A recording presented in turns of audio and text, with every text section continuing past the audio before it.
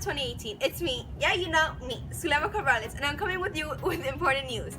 Well, we just finished AP Government and Politics, and we're ready to take a push. So we shouldn't forget everything we have learned this year in AP Government, for it's gonna come real handy next year. One of the things you shouldn't or never forget is this thing: the Constitution. The Constitution is basically the highest law in the United States. All other laws come from the Constitution.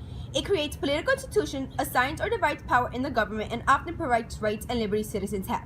Our Constitution was written in 1787 and ratified in 1788, and sets the institutional structure for the United States government and the tasks each institution must perform. It replaced the Articles of Confederation. Throughout the Constitution, you will read or hear about some of these things: the writ of habeas corpus, limited government, separation of powers, checks and balances, the Bill of Rights, and fractions. These are some of the few things that the Constitution touches.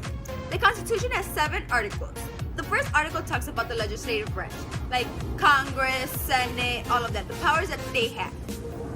Article 2 talks about the executive branch, which falls of the president, the powers of the president, what can and can't the president do.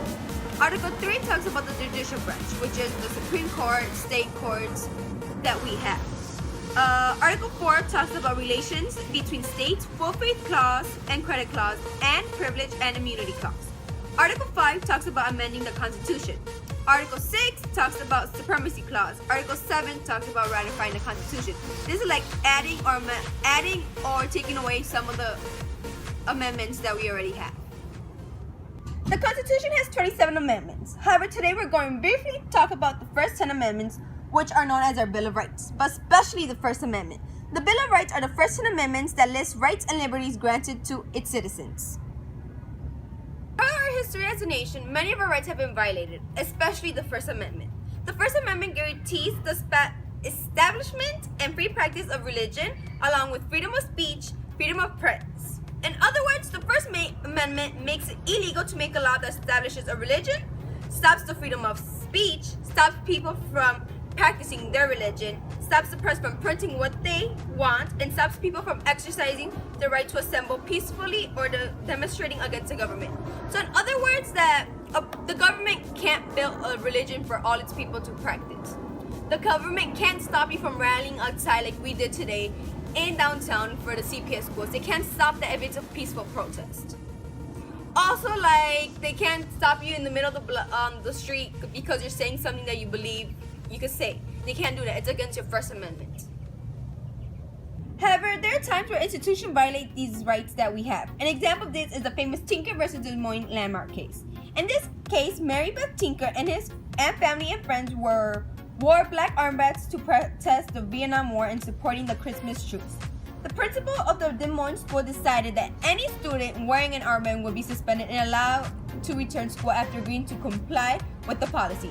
In this case, the Supreme Court defined the constitutional rights of the students in USA public schools. The Tinker test is still used by the courts today to determine whether the school's disciplinary action violates students' First Amendment rights. The court decided 7-2 held that the First Amendment applied to public schools, and the administrators would have to demonstrate constitutional valid reasons for any specific regulation of speech in the classroom. After the court case, many more cases involving the First Amendment were introduced to the Supreme Court. Okay, you might have asked why this chapter is important. Well, this chapter is important because no person shouldn't know their rights. Every single person should know their rights. You might not even know that people are violating your rights because you don't know them. Well, everybody should know them because you don't want this little girl to be violated of her rights. So please, guys, learn your rights because it's very important. And this Constitution will come in hand anytime because you know when your rights are being violated, you could stand up for them. Well, Miss Green, this is my video, and I hope you have a good year with us. It was nice having you a teacher, and good luck next year with your next class, and thanks.